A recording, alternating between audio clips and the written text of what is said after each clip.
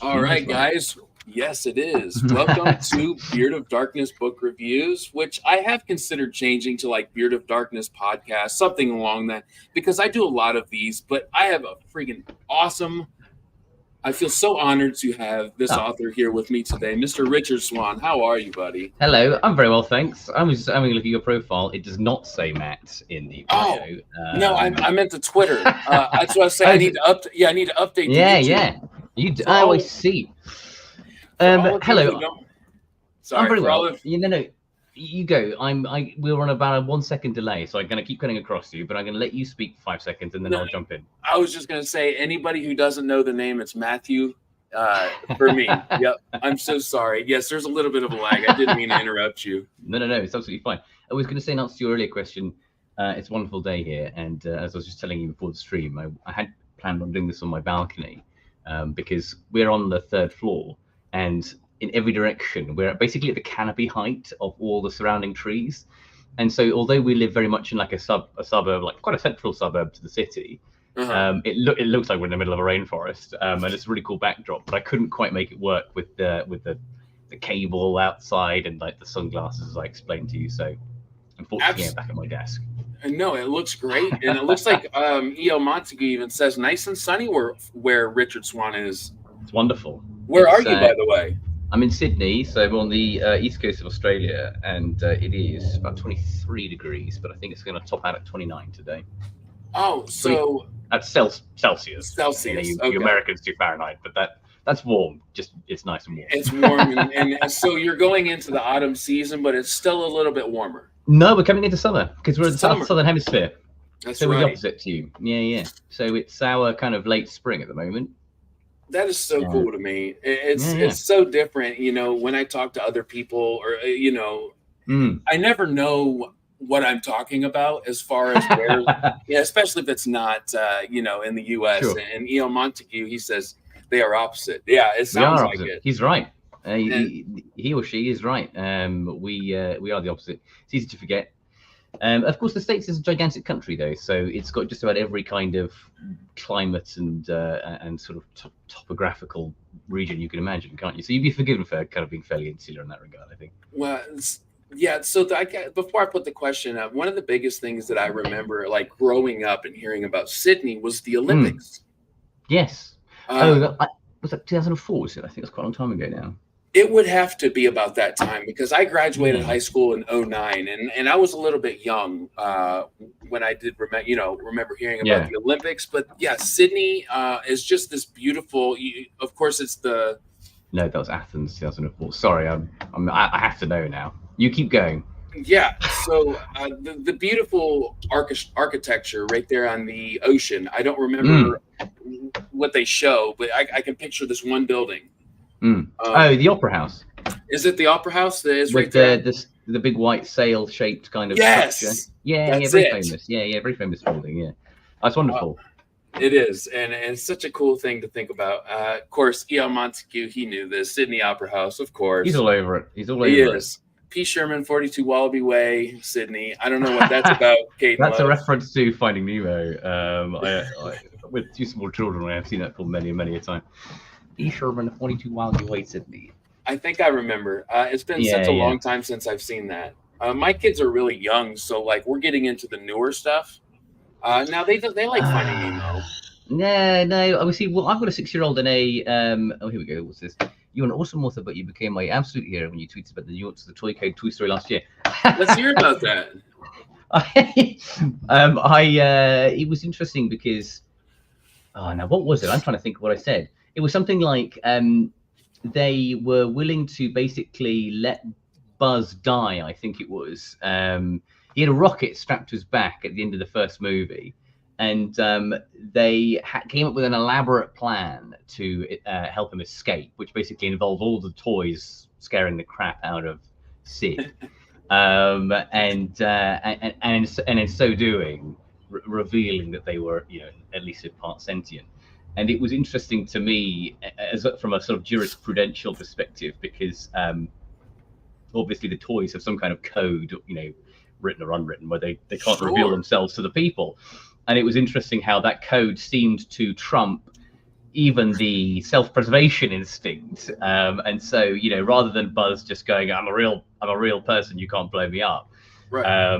They remained silent, you know, until and they came up with this elaborate plan to kind of free him. And I think it was something like it was an interesting ethical dilemma, which is if you're a deontologist, which is a sort of philosophical outlook, which is basically the rules are what is important. So we, you know, in legal philosophy, we would say that what's important to the law itself. The law is written.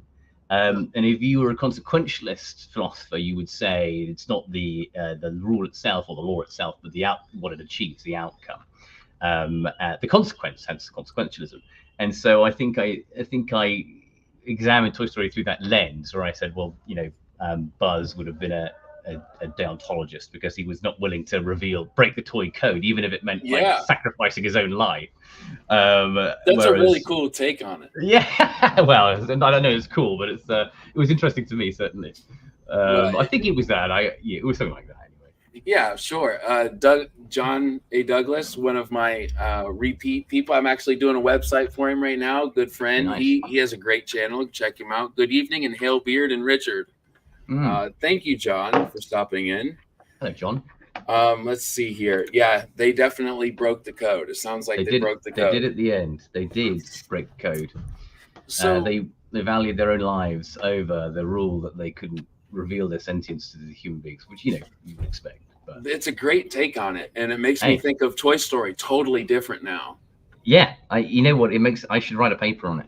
I'm not going to, but I should. It's a waste of time and energy. Tell us about your series, The Empire of the Wolf, the blurb, if you will, kind of an overcast of like what it's about. I know a lot of people know, but sure, yeah, it's the best way I've heard it described actually is a sort of fantasy Law and Order.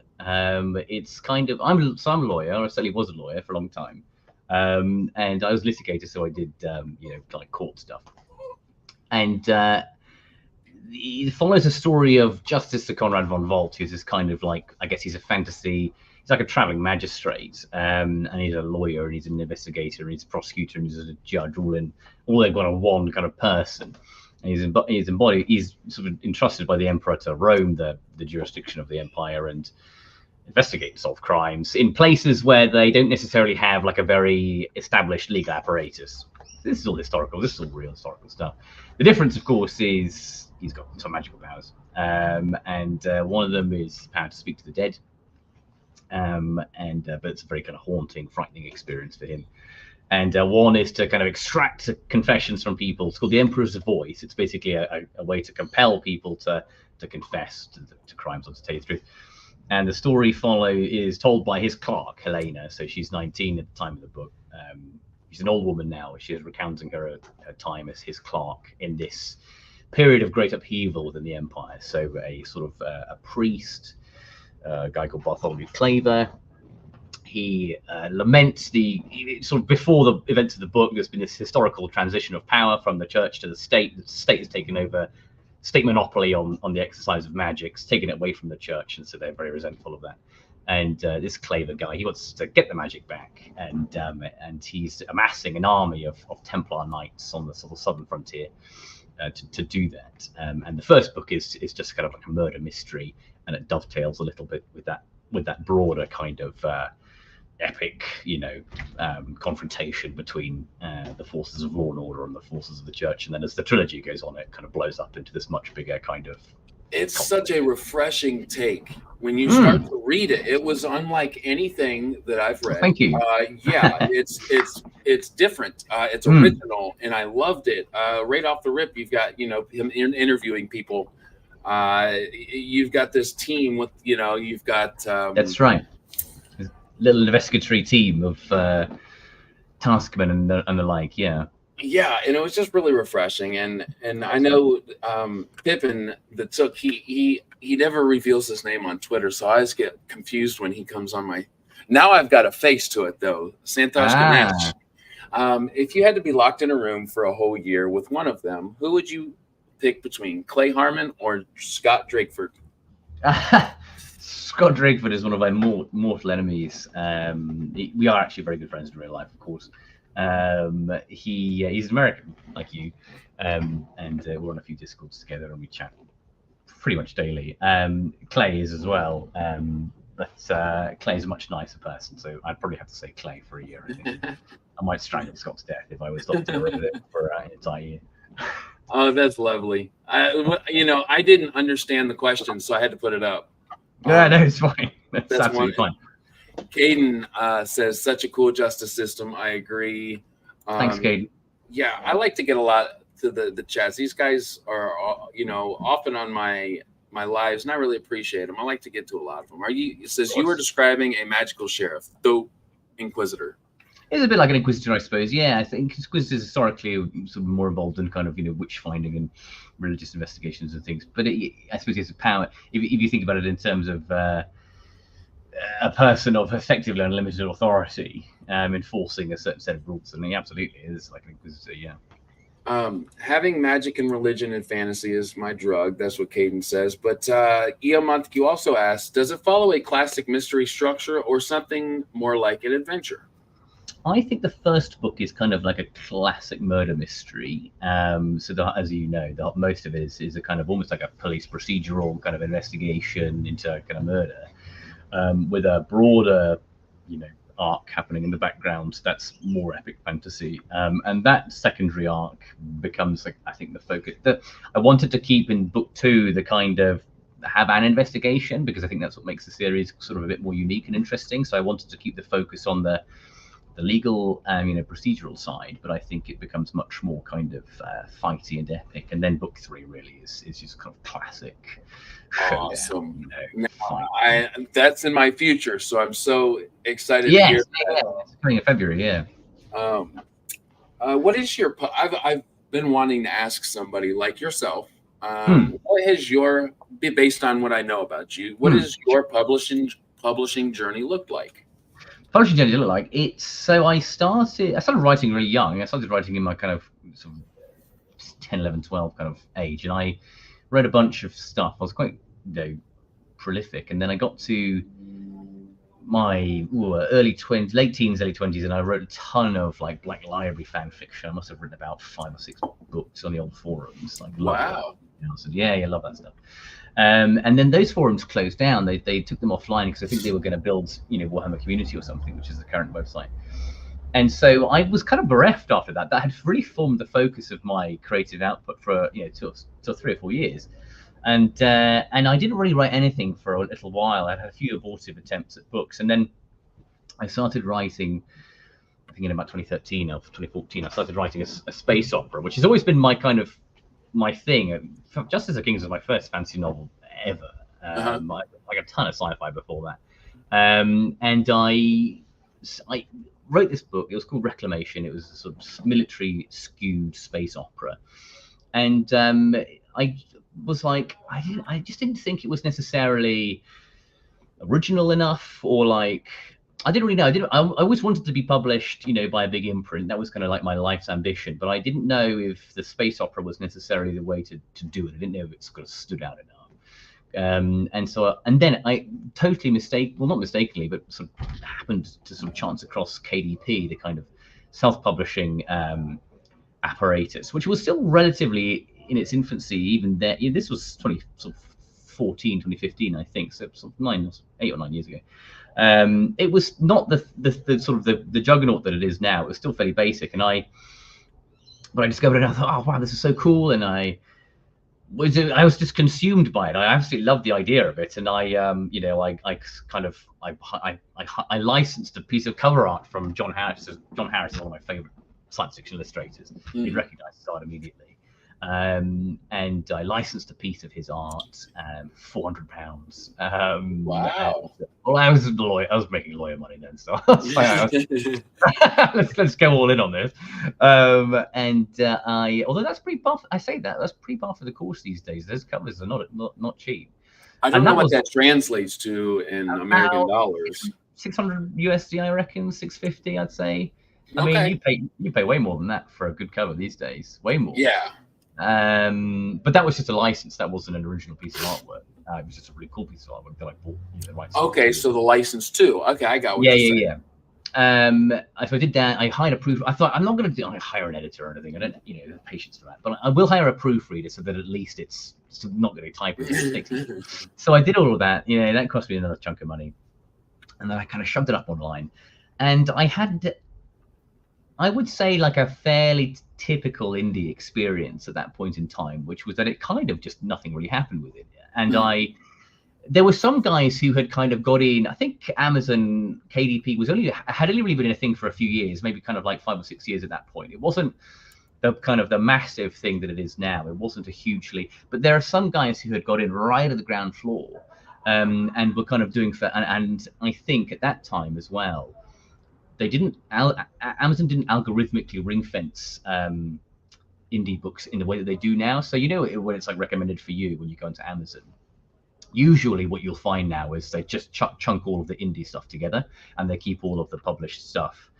sort of separate. So if I'm looking at like an Ian Banks book, it will recommend me a book by, oh Christ, I don't know, Peter Hamilton. But if I'm looking at like a Richard Swan, indie space opera book, it will recommend me 10 more. It won't recommend me like Ian Banks. It'll recommend me 10 more sort of indie. So it keeps them quite separate now, whereas back then it didn't used to. So if you kind of got in at the ground floor, you just got chucked into the pot with all and there was no real distinction. So there were some guys who were doing really well at it. But it's, indie is quite Darwinian. So you've got a kind of very small number of people who do extremely well. Yeah. And then you have a gigantic number of people who don't do very well at all. That's just the way of things. It is.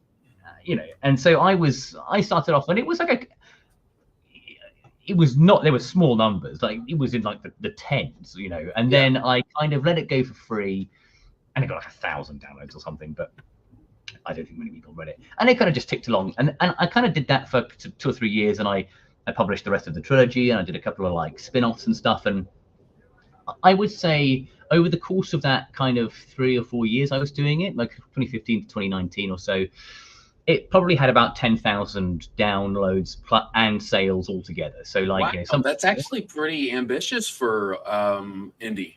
So I'm given to believe, I think it was fairly successful in and of itself, but after about 1 year or so, and to be clear, like a lot of that was free. I'd say about 50% of that was just, free books were given away.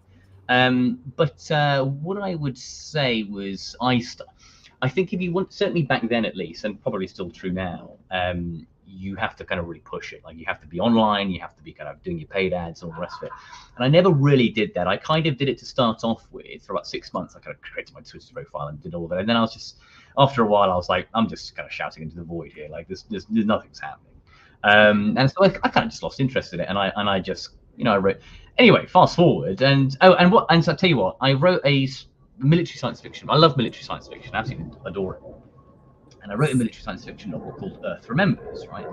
And it was this kind of like diesel punk, very pulpy kind of fighting giant slugs on Venus with like. Wow, that sounds incredible.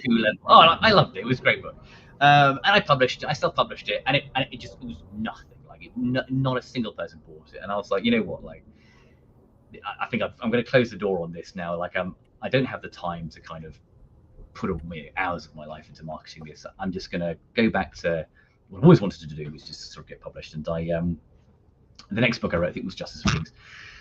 And I wrote that, and I sent it to a couple of mates, and I said to one of them, I said, I think I might just chuck this up on KDP. And he said, well, why don't you try and get it published? And if you don't get it published in 6 months, then self-publication will always be an option. Mm-hmm. And that turned out to be very good advice. So I emailed a couple of agents, because I was very like, I don't think I was ever kind of really, as much as I wanted to be published, and it isn't an exaggeration to say it was my life's ambition. It certainly was, and it always has been. But having said that, I never really had my finger on the pulse of the industry. I was never like in writing groups or clubs. I never did like big beta reads, or like I wasn't on forums. I wasn't reading anything about it. I didn't really know anything about the industry. I didn't even really know about agents. I liked Orbit because they published Ian Banks, and I was a huge Banks maniac growing up. So they were, to me, they were like the prestige science fiction fantasy publisher, and they are one of them. But I think there are technically like older, more kind of august ones, probably like Tor or something, or Del Rey. But I always, Orbit was always the number one for me. Anyway, so I got an agent quite quickly. It was a very frictionless experience, actually. I got an agent, he was my second agent I subbed it to, and then we made some changes, and then he subbed it, and Orbit was one of the first that it went to, and they came back a couple of weeks later and said, we want to preempt this and take it off the market. So here's a big, chunk of money if you'll stop submitting. Yeah, they I don't know if you're familiar with it, but I certainly wasn't. But the way I understand it now is a preempt. Essentially, they say we're going to pay a premium to buy in an advance form to buy it off you, but in so doing, you then stop subbing it to everybody else. So it's kind of like they're preemptively taking it off the market. So they did that, and I kind of got a wonderful treatment from them, and then they put a lot behind it, and it's done very, very well. So last I checked, it was something like 70-ish thousand copies have gone of the first. Congratulations! Yeah, that sounds like one hell of a ride. Oh, it's great. It was so. I'm very lucky and privileged because it was a very straight shot. Like there was no real kind of. I wasn't out on sub for months and years. I wasn't, getting rejections. I have subsequently had rejections for different things, but for this particular book, it was, straight in, and it was a very friction. So it was, for me, it was absolutely wonderful. I've talked to one other published author, and it wasn't anything like that. So to have an experience like you did was something special, man. That sounds super incredible. It was great, but people have even, believe it. That was a great experience, but you could get an even better. Believe it or not, you get an even better one. If you are a Quang or someone, and they put like $500,000 behind you or something, and then you really get the bells and whistles. Imagine that, For me to imagine your situation is awesome, and just to imagine it's crazy how certain stories have so different journeys. It's really cool to listen to and to hear how that happened. One thing I would say, actually, sorry, just to tie this off, because No, please go. Well, then what happened was, now that Justice of Schemes got published, the space opera, the indie stuff, has taken off. So, I sell more of those now than I ever have done, which is wonderful, because obviously I take 75% of those royalties as well. Sure. Yeah, no, that's cool, because that sounds like a stepping stone for you. It was. You put a lot of heart and ambition and love into it. I can just tell from talking to you. Oh, I loved it. It was so formative for me. I think it was probably by that time. I heard some advice many years ago that it was something like, you've got to write 1 million words before you start writing anything good. And I think by the time I finished that trilogy, that was like kind of the 500,000 to the 1 million word. But that whole trilogy and all of its attendance, that was like 500,000. And I went back and looked at it. I was thinking, people are going to start buying this again because they're going to see Richard Swan, Justice of Kings. Oh, I love that book. I'm going to see what else he's written, and they're going to be going back to the indie stuff, which is exactly what happened. And so I went back to the old stuff, and I should just check this to make sure that it's not shit, because people might think you're a bit of a one-trick pony. So, but you know what? I didn't. I went through the first one, and I didn't really change it. I was like, this is okay. It's not like the best writing in the world, and I wouldn't necessarily have written it in this way if I was to write it again right now. But it also it's so close to my current style that it's not worth the time and investment for the marginal narrative gains I would have got. So I just I took out some sex scenes, which are a bit weird, but well, it's funny because like a lot of people are like, some fantasy writers write those scenes well, and some where would you rate yourself on that, on your sex scene ability?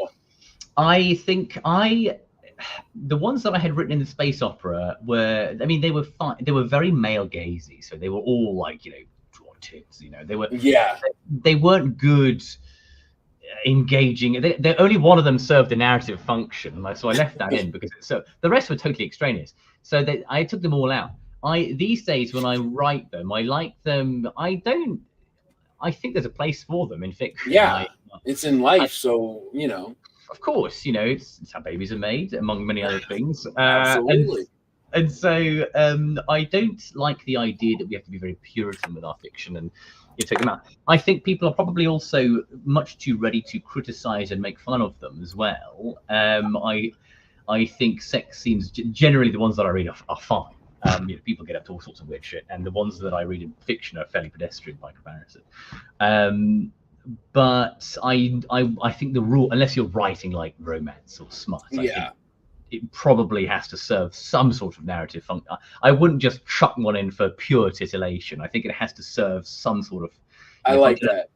And I think when I was reading Stephen King's It about, I want to say maybe 4 or 5 years ago, there was a bit in it, and it really just kind of crystallized the problem with a lot of, especially in the writing in the 80s and 90s with the sex scenes. And it was like, it had a woman, one of the characters, it was in the first kind of quarter of the book or so, and she runs downstairs. She's fleeing an abusive husband, I think. She runs downstairs. She's completely naked. And I think at one point, well, I know. At one point, he describes it. He says her nipples were like bullets because he's implying that it's very cold, and she's in my head, I was thinking, well, like, why? It's just pure kind of like. Well, I just imagine Stephen King kind of like, oh yeah, oh, yeah. And it's just like, and so from then on, I was like, I am not going to, in my fiction, I'm never going to refer to a woman's breasts unless it is directly relevant to something. That word will not appear in my books. I think that's a pretty foolproof plan. Yeah, because I was like, otherwise, it's what are you? It's so kind of like when a lot of male authors, and they're writing their sexy young, female characters, and they're like, oh, and then she got naked out of bed and she looked in the mirror, and I'm thinking, no, come on, guys, I totally get that. So that's the line I tread. But so I think that's a wonderful line to tread, and it's eye-opening too, because a lot of people maybe be shy of talking about those, but they happen. It happens in life. It happens in books, and I think that if you can share your experience on writing that's a private thing, and even writing is a private thing. So thank you for speaking on it. Oh, my pleasure, mate. Yeah, John says if he had to fight one of his characters, which one, and does he think he can win? I don't think I could win a fight with almost anybody. Even my 6-year-old has karate lessons every week, and I'm worried he's getting a bit too good. He's getting up there, huh? And he's kind of at that height as well, where he's at like kind of dick punching height. Oh, dick level, yeah. So he's kind of all about this, and I'm real, and you can't like really smack a 6-year-old, Right. So he's kind of got a big advantage against me. So I'm not really a fighter. If I had to choose one of my characters to fight, well, also though, what we have to remember is I don't know how to use a sword either. I mean, I could swing it, like a club, but sure. Anyone with it was like, I'll tell you what it was like. So when I was at university, in my final year, this is 2010, I joined what you would call football, what we would call American football, sports club. Because I used to love watching it, and we had there's what's called the British University's American Football League, and every university has one. We had all the pads and everything, and it was great fun. Horribly violent sport. I nearly broke my back at one point. Oh wow! I'm not a big guy either, I just loved it. But there are a lot of big guys who do play. Anyway, I was a receiver. I was on the wideout. Anyway, there was one actual American guy on the team. Right? I think he was from California. And he went to university, and he didn't even play American football in the States. Like he'd never been on a team. But his kind of like inherited cultural ability put him just above all of us. And they were like really skilled, kind of talented players on the team, British guys, but they didn't have that kind of. They hadn't marinated in the same way that if I went to the States and I played soccer, I'd probably be better than almost anybody I played, because you don't have that cultural osmosis. It's huge where you're at. Huge. Right. But I don't play soccer. But I grew up kicking a ball around, and so I have that kind of almost cultural osmosis. This American guy, he was light years ahead of all of us, even though he didn't even play American football. He was like the best on the team. And so I feel like if I was transported back to this kind of like late medieval period, they would all have like this kind of at least a inherent understanding of swords or halberds or clubs, and in a way that I just wouldn't. So even like an amateur swordsman would probably kill me pretty easily in that setting. So the answer is none of them at all. I would definitely die, and very, very quickly as well. Well, all right, he's admitted it right here on the channel. He would absolutely die. Well, you're speaking to somebody who, as well, and I'll tell you, I have to let it out there. I played football, American football. Sure. And I'm one of the guys that you probably see. I'm 6'5", 260 pounds. Oh wow. Okay. Yeah. I would probably have. Yeah, exactly. I had fun playing football where a lot of guys didn't. Now soccer is a whole nother game. You'd catch me about halfway down the field dying. Yeah, that's it. You know, football, American football play is like 5 seconds. It's explosive. A bunch of times. Yeah. It's just very suddenly kinetic. And then occasionally someone will sprint the length of the field. But more often than not, the smaller guys that can, run a 40-yard dash in 4 seconds. Charlie, a great guy. He's a huge indie reviewer. He just joined Fan Fiatics. He lives pretty close to you, it looks like. Been in touch with him recently. Oh, wonderful. I love that. Yeah. He was very excited about us talking, and so was I always forget Santosh Ganesh. I have to ask him and make sure I'm saying that correctly. That's very important to me. I hope I'm not butchering that. No, it's okay. Sure, I'm sure it's fine. And Caden also wanted me. I want to make sure to get to this. Once you want to take a turn to another top. Oh, sorry, that was for me. Tell us your Warhammer story. I know very little about the world, but it seems interesting. I played Warhammer when I was very young, and I begged my parents to buy it for me, and they didn't want to because it's like these little plastic kits, and you got to glue them all together and paint them and stuff. And I was like, I must have been about 7 or 8 at the time, and I did it for about 5 or 6 years, and then I into my kind of young teens, and then I stopped after that.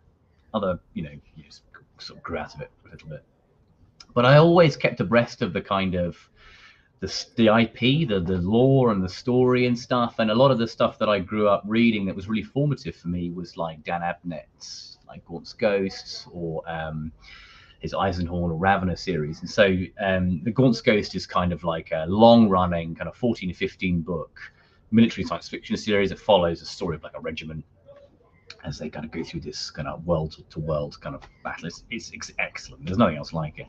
And he also wrote Eisenhorn, which is kind of like a bit like Von Volt, actually. He's kind of like an inquisitorial, well, he's literally an inquisitor, but in the 40,000 sort of universe. And he's more concerned with heresy against the emperor, because it's a kind of this sort of Nazi fascist kind of gigantic empire.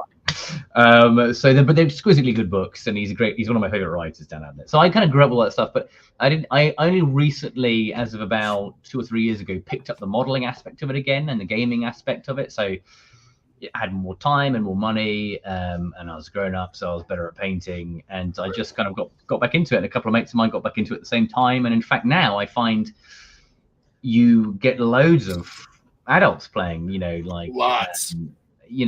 Guys, I'm 34. It's kind of like you go into any games workshop and there's like, I see dads, like I've taken my kids in there, like, cause I'm buying like a new model and I've got my toddler in a pram, and there's other dads in there. And I think it's just come of age as a hobby now. And it doesn't necessarily, and with the kind of same Dungeons and Dragons, which I don't play, but I'd love to. I just don't have the time. But I think now people are just have much fewer hang-ups about that sort of thing and the perception of it, and they just kind of they do it because they enjoy it. And I think more of an imagination building. Yeah, that's right. And I think you go back kind of 20 years or so, people will probably Warhammer, and it conjures up this kind of image of basement dwelling kind of. But yeah. Now it's just regular guy. Everybody's playing. I mean, you still get that element, of course, but regular guys who grew up with it and enjoy it, and women, of course. No, like I hear it quite a bit, and as I told you kind of before we started, I didn't find my love for reading and especially fantasy until I was 29. I'm 33 this year. Right. That's the next thing when I do have the time, because I don't at the moment. I have the time to do what I'm doing like right now, and I'm so thankful for that. But I would love to try out the board games. They seem very inventive. Oh, tabletop gaming is really fun, and Warhammer has got a high bar to entry in that the game is very complex and it takes a long time to play. But there are definitely other board games. I play games like Axis and Allies, which is like kind of like a World War II board game where you kind of have the whole world and fight, obviously Great Britain, Japan, and America, and whatever.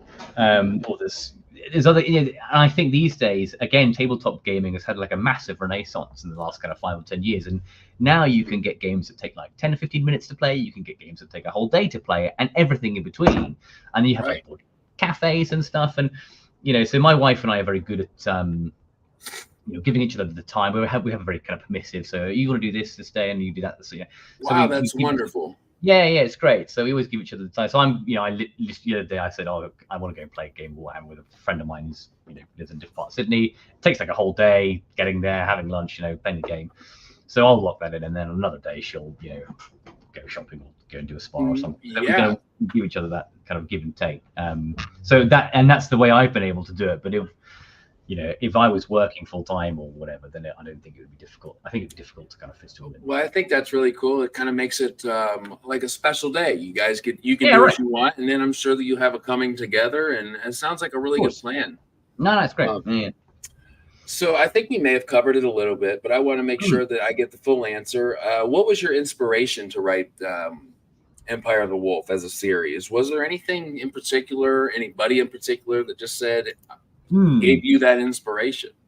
Inspiration for me always comes from loads of different places, and I think like lots of writers, I have a kind of a running document or documents where I have a thought and I write it down, and so there's and then I kind of go back to that and I pick out all the different bits of things, elements that I want to include in a given story. I think for me the catalyst was reading Robert Harris's Imperium, which is an excellent novel. It's about Cicero.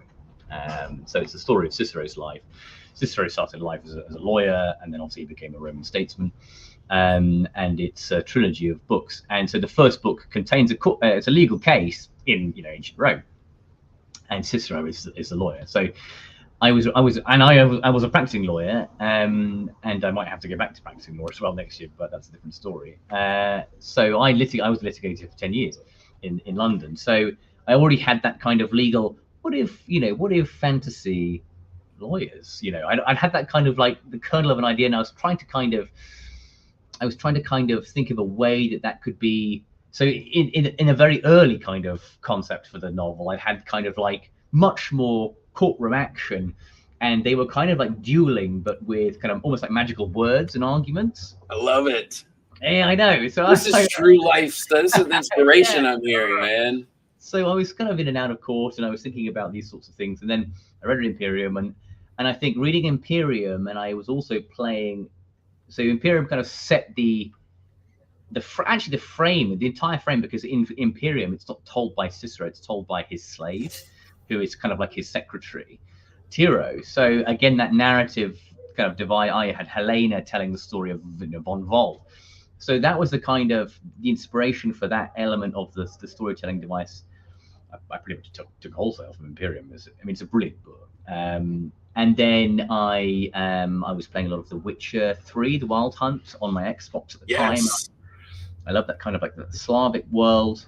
Oh yes. And I was reading books about the late Carolingian Empire and the Holy Roman Empire, and we'd gone to a trip. My wife and I had gone for a weekend. We took a train over the English Channel to I think it was Bruges. And Bruges is a wonderful old kind of Belgian medieval city, and it's got the lions and the shields and the buildings and everything, and it's a really cool place. And so all these kind of things all happened within the space of about 6 months, and I started writing down these ideas of how the Haugenoit Emperor line, and I started like drawing my own maps. I'd taken inspiration from things like the Confederation of the Rhine, which is kind of the Napoleonic era kind of Germanic states, or the Hanseatic League, which is like a trading bloc in the kind of northern parts of like Germany and the east of Europe. And so I'd really kind of gone down a rabbit hole of research into these bits and pieces, and I was just taking bits from all of it. Oh yeah. That's how it came about, really. And I just kind of centered it around this. And I wrote a short story, actually. It was called The Witch of Rill, which was the first, which is which has basically become the first 2 chapters of the novel wholesale. And I wrote it. My wife and I were away for a long weekend in a place called Exmoor, which is in the southwest of England. And it's a very bleak but beautiful part of the country. It's very kind of cold and a rolling kind of moorland, and it was dark and cold, and so I was really inspired, and I kind of wrote this short story, and I submitted it to a few places. I submitted it to, I think it was like Beneath Ceaseless Skies was one, and a couple of others, and they all said no thank you. And so I was like, I'm gonna keep writing this. And so it just kind of took off from there. And I wrote a 100,000 word novel, and then Orbit bought it and it became a 130,000 word novel, and here we are. So yeah, it was a bunch of different stuff, really. I love that. That's one hell of an answer, because you get like the personal feel by your job or what you went to school with or for. That's right. Along with what really found your love through research and history. That's incredible. I do want to say, Charlie says, have to run some errands. I'll drop back in if he can. Looking forward to hosting Richard on my Aussie Kiwi showcase. Yes, that's right. I can't wait to watch that either. That's good. I need to do that. He's a good dude, and I think it'll be really cool when you guys do that. So, this was kind of like a on the fly question, but what has being a writer done for you, in your family? I would love to hear, it sounds like vacation in really cool areas. So, yeah, well, writing is a kind of it's an interesting one, because for the longest time it was something I'd always just done. It was just a hobby. It's more of a compulsion more than anything. I can't really go for a day or two now without doing any writing. I have to get it out of my system, because I've been doing it for 25 years by now. Wow. Obviously, many years now. So it was always, so for my wife, it was something I'd always just done. I guess she didn't really ever think about it, or necessarily even think that anything would come of it. And then what happened was, a few years ago, my wife's half Australian, so her dad's Australian, and she spent about 6 years or so here when she was younger, and she wanted to come back. So I was lawyering away in London, and I said, well, I'll tell you what, if you want to move to Sydney, and I got my book deal, and it was a decent size of money. He said, if you want to go to Sydney, we can move there, but I'll write full time, and then I'll look after the boys. So I have my boys a couple of days a week. Well, my eldest goes to school now, but he didn't want me to move to here. I'll write. I'll write for 2, 3, 4 days a week. I'll write that full time, and that'll be my job. And then you go and do your what you do.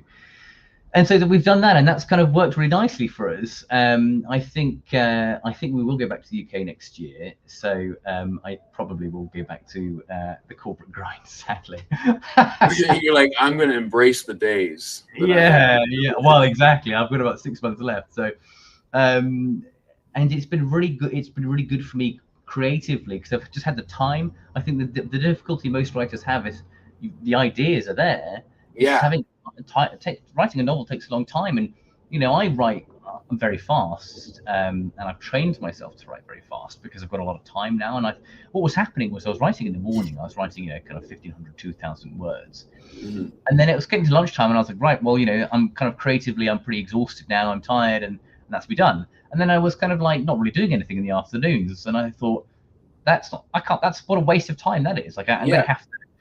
So I trained myself to just carry on. So now I just sit at my desk basically all day, right? And so I write like 4,000 words, sometimes more a day. So I'm really churning it out now. That's ambitious for those who don't know. That's an ambitious chunk of words a day. It's a huge number of words. I mean, most authors would be happy with 1,000 words a day, maybe 2. So 4 is great. It's great, and what it's meant is I've been able to write a lot this year. I've got lots of different projects that I'm working on. And my eldest son, he knows that I write stories for a living, so he's kind of writing his own stories as well. That's got to be so cool as a dad. It's wonderful, and he is my biggest fan, and he tells all his friends and teachers that I'm a writer, and so they all know, and they think it's just the bee's knees. It is really cool. Yeah.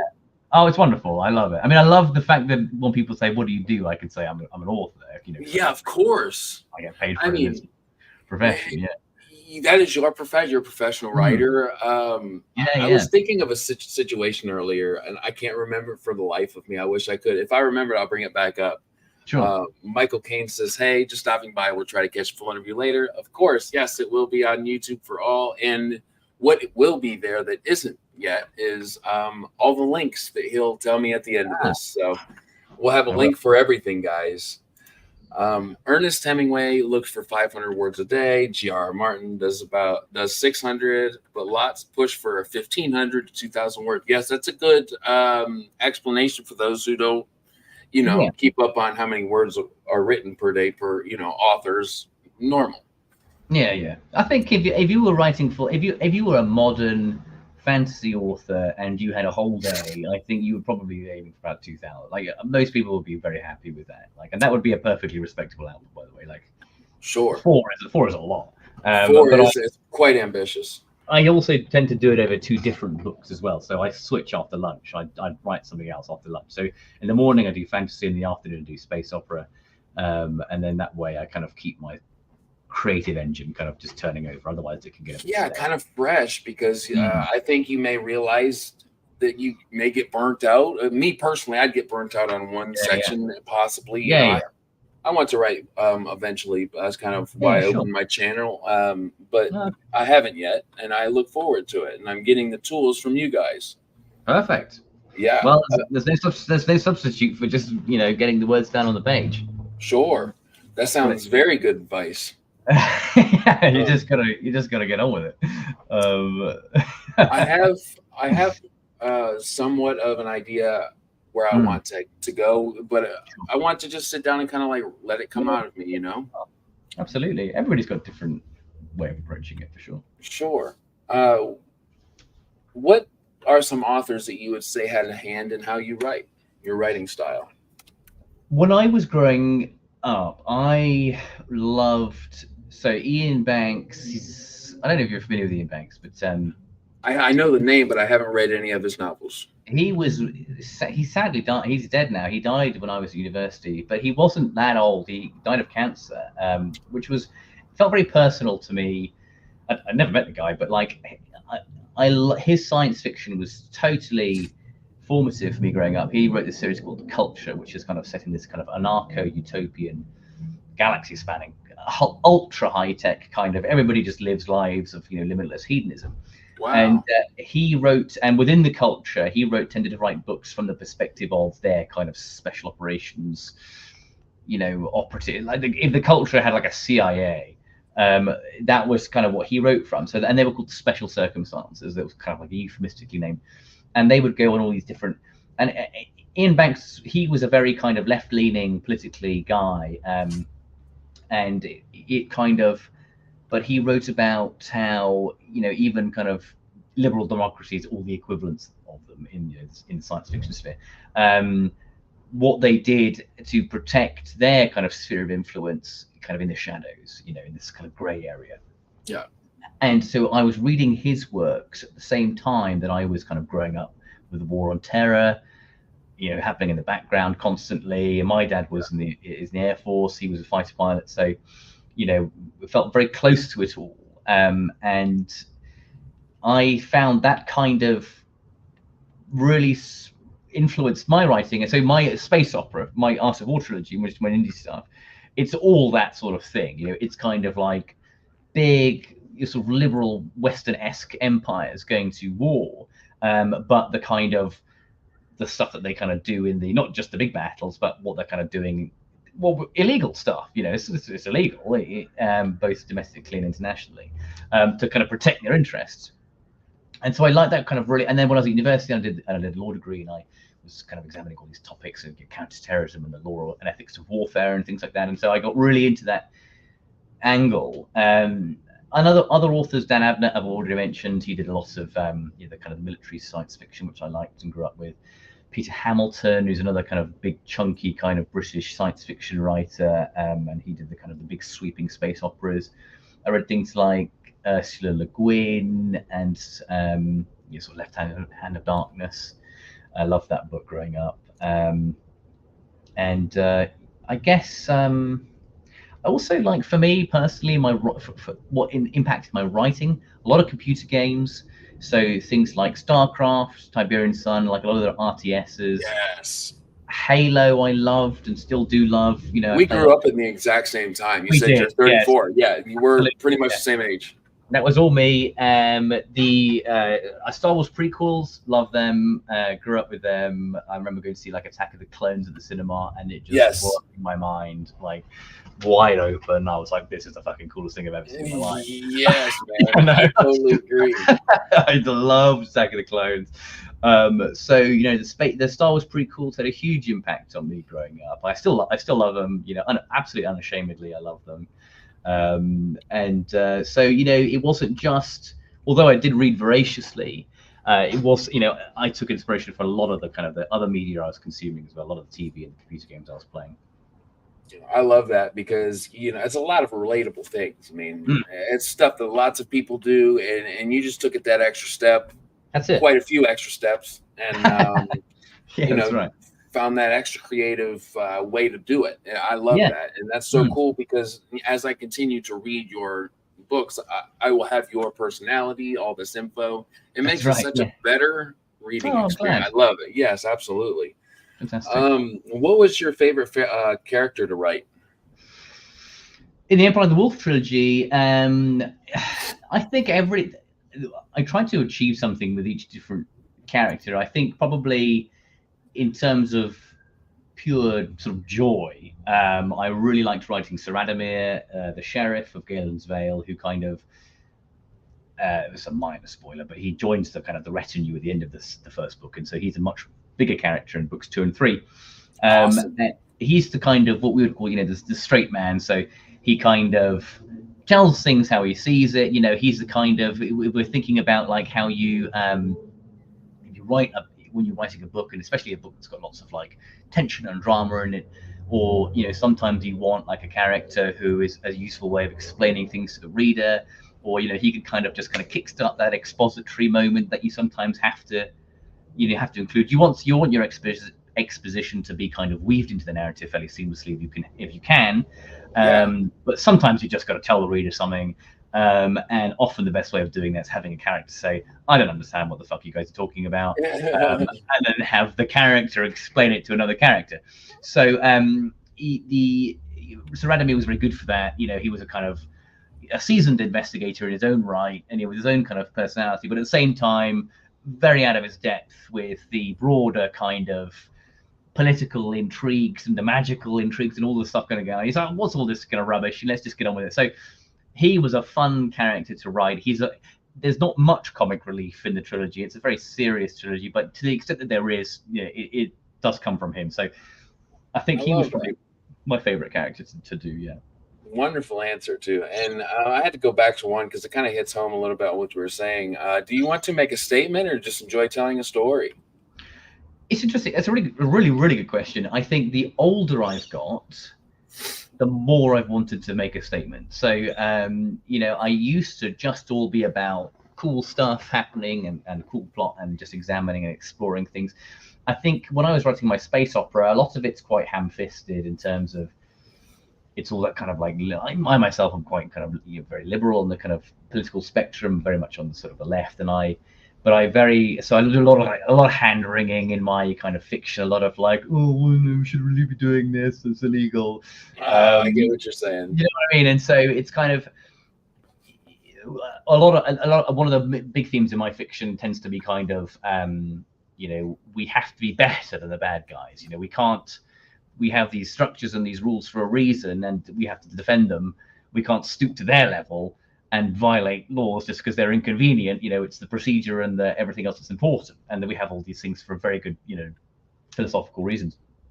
So that's one of the big themes, and I think and I wrote a little bit about that. I think we enjoy violating in fiction those rules. So when I was writing my space opera, I enjoyed writing characters. Like I had this character, for example, called the Vulture, and he basically, just to give you a very quick overview, it's about basically the UN, the United Nations, which is a massive kind of galactic empire, going to war with this kind of like fundamentalist alien empire who are bigger and stronger. And I have a character within the UN called the Vulture, and what he does is he goes to different kind of the alien settlements, and he kills them all. He actually crucifies them. So he brutally and very deliberately and overtly murders them, and he crucifies them and leaves. And he's part of a sort of division called Special Warfare Division, and they just basically commit war crimes. And it's all part of like a sort of psychological. It's psyops. It's like psychological warfare, and it's designed to do it's terrorism. It's designed to do nothing except frighten the enemy. It's fun to write those sorts of things in a kind of indulging way. I like that.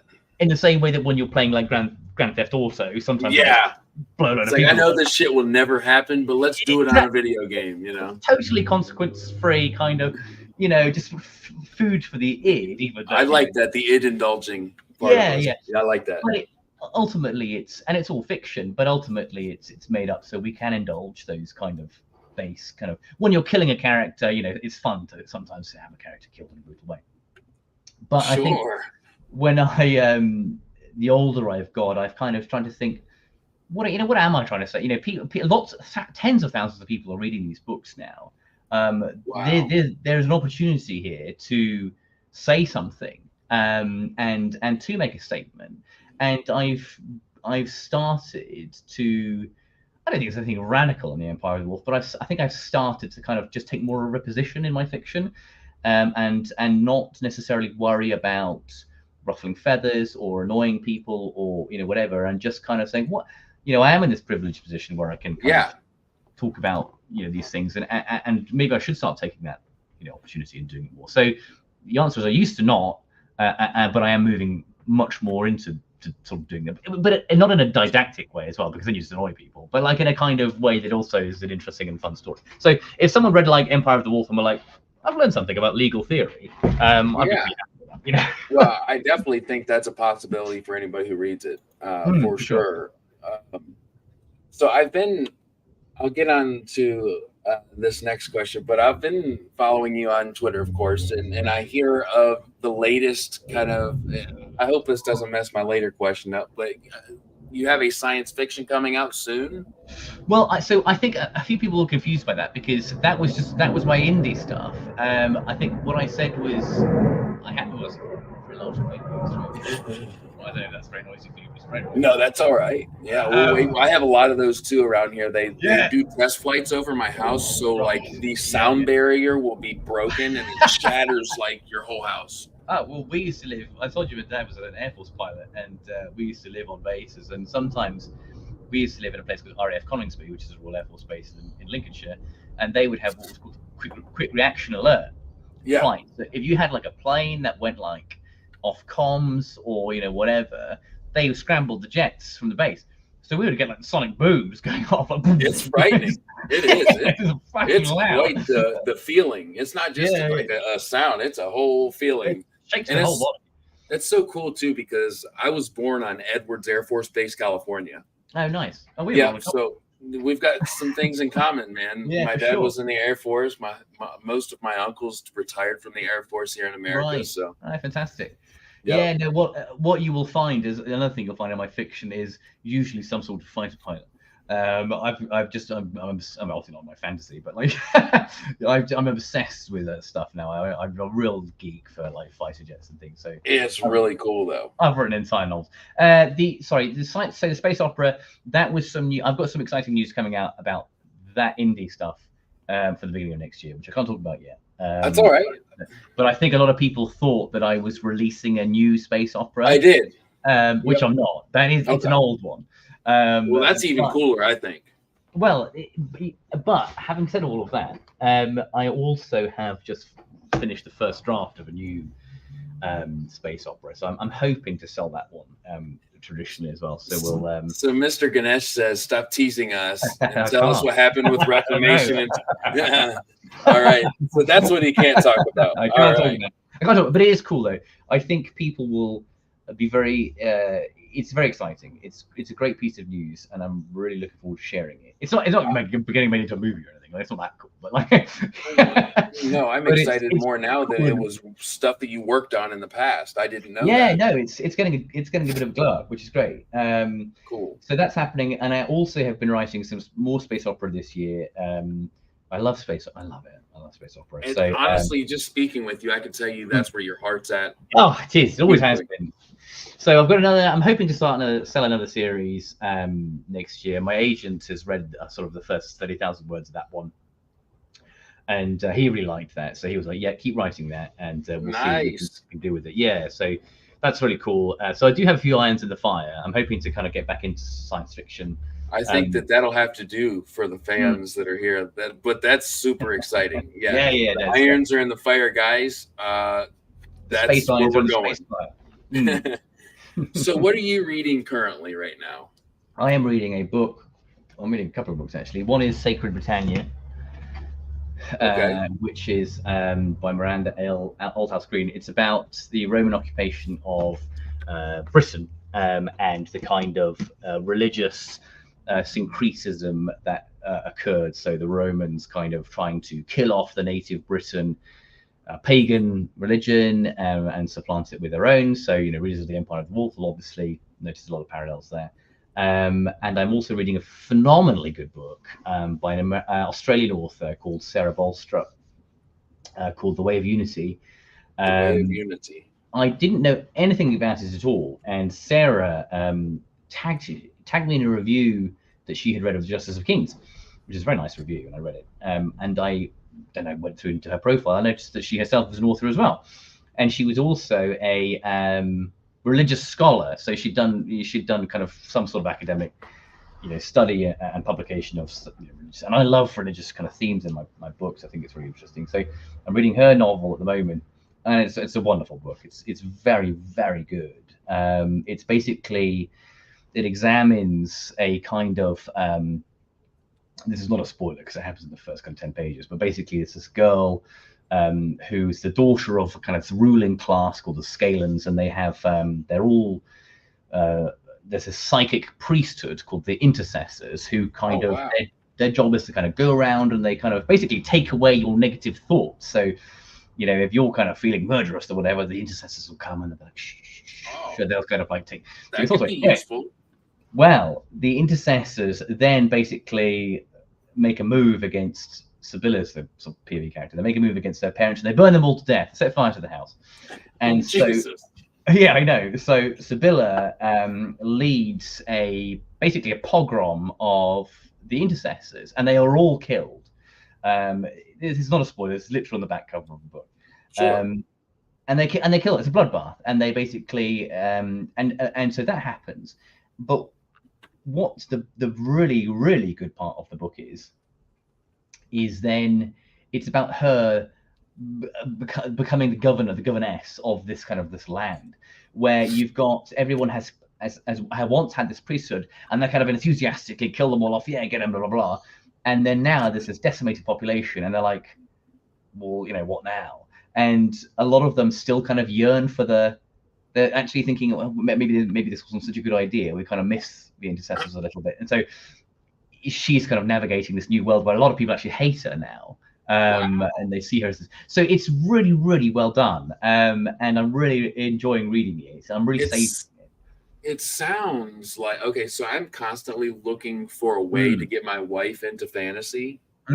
And she's not into knights and this is not that realms, and it sounds like a really good thing for me, to send her away. She just got her first Kindle today. I talked her into it.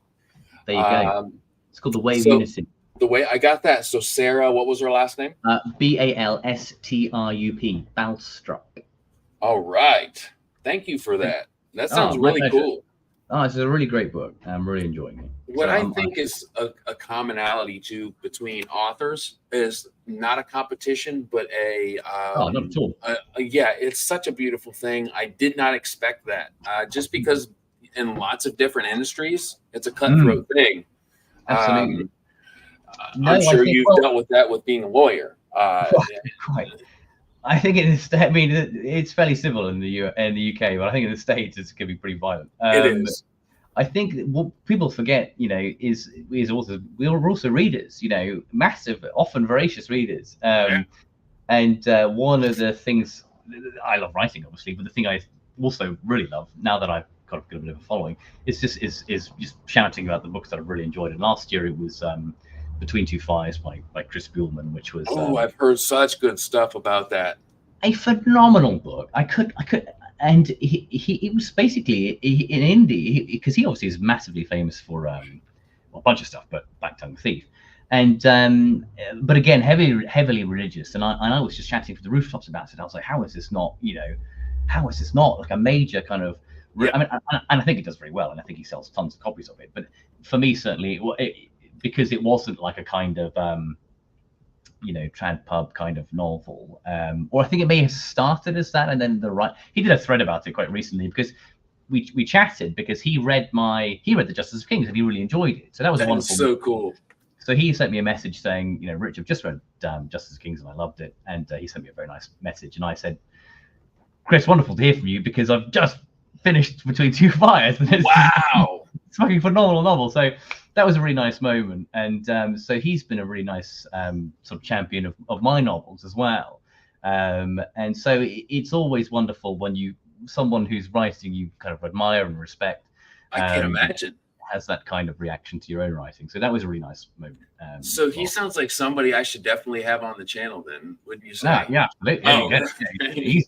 He's big leagues. He's not a little old me. Like he's up there. But I can always send him a message, and I'll let you know if he says yes. You can but ask. Yeah, that's right. I read a couple of other. Tim Napper was another one I read last year. His book 36 Streets, which was he's another Aussie. Another kind of, and it was this kind of cyberpunk novel, but it was set in Hanoi. Brilliant book. And he's just been commissioned. Well, he's had his book announced, which is Bishop from Aliens.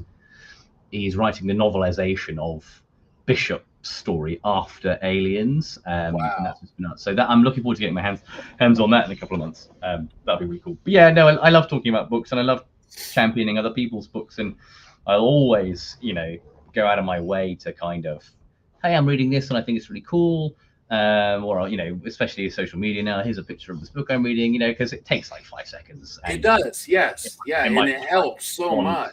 Sale, exactly. So anything like that is always worth doing. That's it. It's inspiring, and it's also like I found so many good humans. I like to put it that way. Just for sure. Whether you're from Australia, New Zealand, India, it seems like something within the writing community that is just you're all champions for one another. It's really cool. Yeah, it's lovely. I've really enjoyed being a part of it. So I know Ian Banks. Is that how you say his name, Ian Banks? Ian Banks, yeah. Okay, is one of your favorite authors. What are the other two? I said, Peter Hamilton. Peter Hamilton was definitely one growing up. He wrote a book called Fallen Dragon, which was a standalone space opera, and that still to me is like the pinnacle of space opera, standalone space opera. I think it's an almost perfect book. In terms of like for what it does, it's a story of a guy, and he always wanted to be like a space pilot, and then by the time he's old enough to do it, the kind of industry has kind of died off a bit, and like colonial space flight has kind of fallen by the wayside, and it's no longer really relevant or interesting, and so it's kind of his story, and he ends up kind of just like a mercenary in some kind of like private military company, and they do what's called asset realization. So they go to different kind of colonial enterprises and they just kind of strip them of all their resources and machine tools and stuff. That sounds amazing. It's a really good book. So I grew up with a lot of Peter Hamilton, and he was really informative for me as another author. And as I say, Dan Abnett as well. Like he's a Black Library author. He does loads of the kind of Warhammer fiction. It's what he's best known for, and his kind of Gort's Ghosts and his books. I mean, I love his stuff. If I ever want like a comfort read, I'll go back to like Dan Abnett. Like I'll read Eisenhorn again, or I'll read Ravenna trilogy or something, and I'll just it takes me back to kind of like my childhood and just reading those books and having my mind blown away.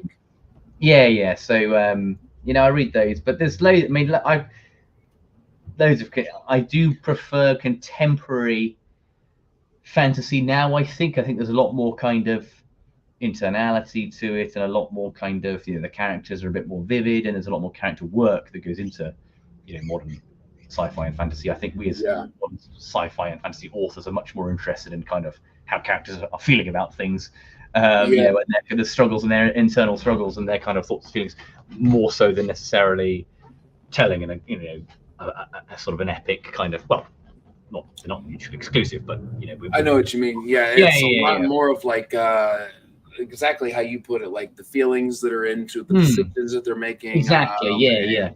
Their deep bound morals and values that further their actions.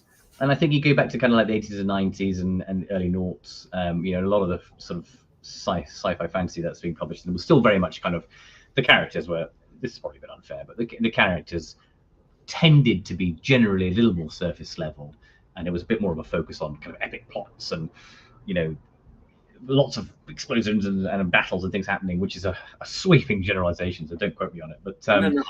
I think it's cool to see the change in fantasy. Now it's much more kind of, a lot more internality, which I like in my fiction, and you'll see a lot in my fiction as well. Santosh Ganesh also says, me thinking about last year's meme wars between Richa and Shauna Lawless. He says before that, he said, before I love championing other books, and that was his example. Yes, yeah. No, Shauna's Shauna's lovely, and I hope she's having a huge amount of success with her novel King's let me think, Children of Gods and Fighting Men, which I think was one of the best titles. What a great title. I love the title of that book. I thought it was brilliant. It is great. Yeah. I hope she's having lots of success with that. I think it's going well. Montague also says, do you have an opinion about putting out a ton of content? There is a whole class of author that puts out 6 or more short novels a year. Some of them are quite good in pulp fashion. It's a really interesting one. It depends, is the answer. It depends on the type of author you are. If you are an indie author, I think massive content generation is almost necessary. I think you have to keep up a very steady drumbeat of output. And if you look at like the most successful self-pub authors, they often will release 3 or 4 books a year, and sometimes more than that. And it's within traditional publication, they prefer a much more 6 months to a year kind of spacing. I think this was one of my frustrations I had with my the process, and I spoke to my agent about it, because I'm quite prolific. I can actually write quite quickly. So the 3rd book of The Empire of the Wolf, I finished that a really long time ago, late last year, I think, and I've written so much in the intervening time. So I've just got novels just piling up on my hard drive, some of which I may end up, just publishing by myself. But I think one of the things my agent said was, you can do too much. So if you've just got novels coming out left, right, and center, people they don't keep up with it. Each novel doesn't have enough of a kind of lead in. You'd like to have a bit of a breathing space so that the marketers can kind of get to work on it and start building and spreading hype. Because a lot of the time, what you want is when the novel is finally released, you've got an explosive kind of movement of purchasing, and hopefully you kind of hit like a bestsellers list or something, and then you've got a huge glut of people reading it all at once and building momentum. And if you've got too many things coming out at once, and you're constantly kind of redirecting people to different books and maybe in different genres or whatever, you can start to dilute your own brand a little bit. So I didn't necessarily agree with all of that, but I understand the principle and I agree with it. I think probably books can be released a little bit more quickly, say to 6 months rather than a year, because I think sometimes it can have the opposite effect, and actually if you space it out too much, you can end up losing readers rather than gaining them. But you do get a nice long tail as well. So somebody who I think has really nailed it, in my opinion, is as far as an indie published author, is Ryan Cahill. Yes, he's doing tremendously well. Yeah, he not only has he done well, I think he spaces his books at the right moment. Even they're fat, they're huge. They're 800,000 pages long. But I think that he does a really good job at working really hard, which we all know any author that puts out that many books For sure. Yeah, for a sure. few years, along with novellas and signing books and going to conventions and all that fun Yeah, stuff. absolutely. He does. Ryan's a friend of mine, and we've had a sort of few chats because he's down in my neck of the woods in New Zealand. I think Ryan did. He kind of got lightning in the bottle with his first book. I think it's not The Fall. It's A Blood and Fire. Obviously, it was that kind of exactly the right genre. Sort of like much more classic kind of. It's so fun. High epic fantasy, and it was in the middle of COVID, and it obviously just was exactly the right book at the right time, which is often what successful books are. And I was having this discussion with my editor at Orbit, James Long, and he was saying, you look at almost any of these kind of virally successful books, it's all timing. So much of it is just a book hitting the market. It's a book hitting the market at the right time, and they're obviously always trying to sort of achieve that. And I think A Blood and Fire did exactly what it needed to do, exactly the right time. And he was, I'm sure it's a great book. He got a big audience very early on and was able to capitalize on that. And he did something quite clever, I think, which was release novellas between the larger books as well. He's kind of set the stage for other indie authors to do so. Yeah. Oh, he'll have 1,000 imitators now, and he's done very, very well, and I wish him every success. And I think he's an excellent example of what you can achieve with the right novel, with the right kind of marketing strategy. And I think he was very good at kind of getting in with like different reviewers. So lots of like booktubers and lots of kind of guys on like on the Twitter sphere. He was good at kind of like getting those all lined up to kind of spread the word. So he's very good at marketing. That's huge. Well, so which is crucial, because you're doing it all yourself, right? So you can be savvy with the marketing. You'll do very well. So he's done tremendously well. Nothing but respect for Ryan, for sure. Yeah, 100%. Just I think it's a really good example. Michael, which man, I wish I could figure this out too. I wonder if I could read all the books I want to read. If I stop buying all the books that I want to read, man. What I started doing, I was like, I'm just going to just keep buying books. I'm a very slow reader now. I'm not commuting into London anymore. I used to read a book a week, and now I'd be lucky to get through a book every month and a half. I just still buy them. I'm like, they look good on my shelves. I'm supporting an author. Yes. I like having a huge library of volumes, even though I don't necessarily read all of them. And so I've just kind of like, the wheels have just come off. So I'm not the only one. I just buy them now. I've got Gardens of the Moon on my shelf. I'll probably never read it, but it's there now. It's a cool looking book. I've got a dozen books on here, which I'm probably never going to get to. I like to say that I'll read every single book that as somebody who does reviews and stuff, I get sent a lot of books, and they're going to get read. It takes time. Like it does. Yeah. Like it does. It takes time to read a book. It takes a month. You need like a good long holiday to kind of, churn through a few novels, don't you? It's I have a 4-year-old, a 2-year-old, a 1-year-old, and a newborn. And so, I don't have much time. I read at night. So after this, I'm going to read and fall asleep, this and that. But, during the day, I don't have a lot of time. I only read before bed now, really. So it's kind of like 4 or 5 pages, and then I'm my head. I hate to say that. It's like sleepy.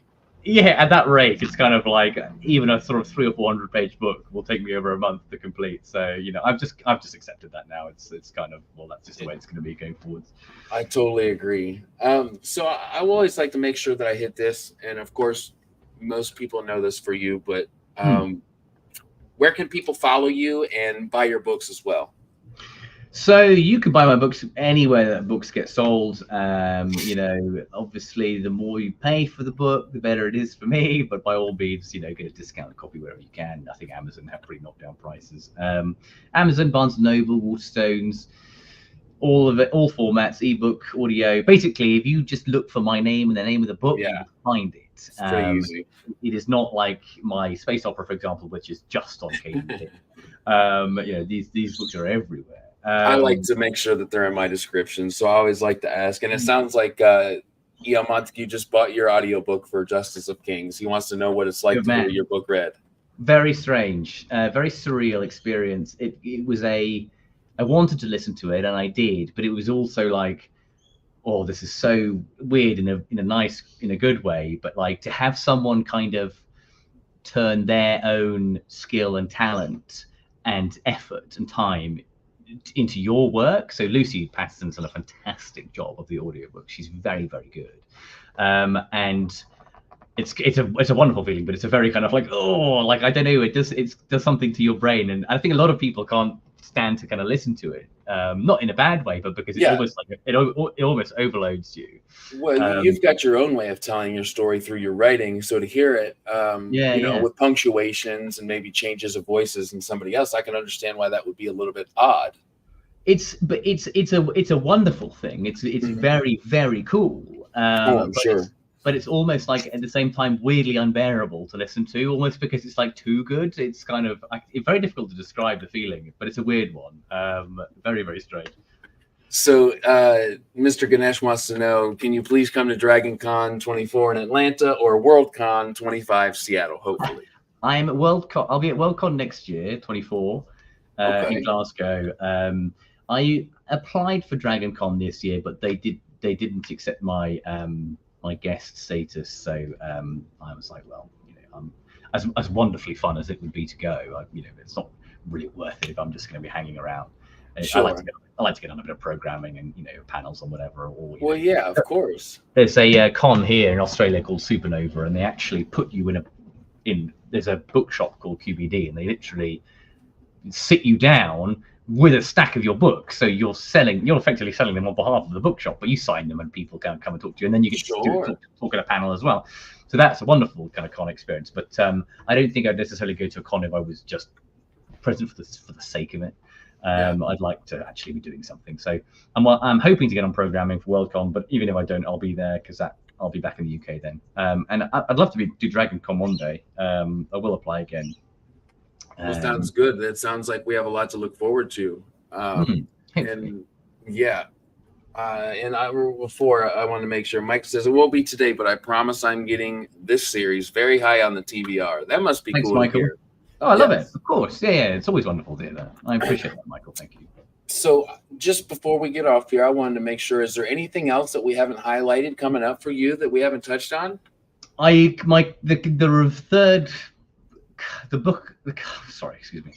cover of my third book is being revealed on Monday by Patrick Leo, so that would be very cool. I'm hoping to have some news vis-a-vis Orbit and some new stuff in the coming weeks, just trying to nail down the final finishing touches on a contract for that. So keep your eyes peeled on that. My space opera is getting some very cool news next year. And I got a ton of stuff, but it's just finding the time to write it and get it.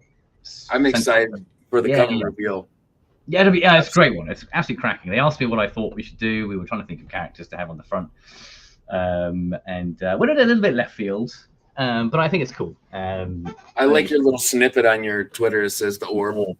There's an orb. It's like I've revealed the orb. If that's not a teaser. Oh, it's great. I wanted to say, man, this has been such a fun conversation, and it's been great. I'm very thankful that you stopped by to spend some time with me and my viewers, and hopefully this isn't our last. And again, thank you so much, man. And thanks for having me. So much love for what you're doing and what you're going to continue to do. It sounds like so. Again, I appreciate it, and thank you. Great chatting. Yeah, absolutely. And everybody who stopped to chat, thank you so much again. And this is Beard of Darkness Book Reviews, and we will see you next time. Bye, guys.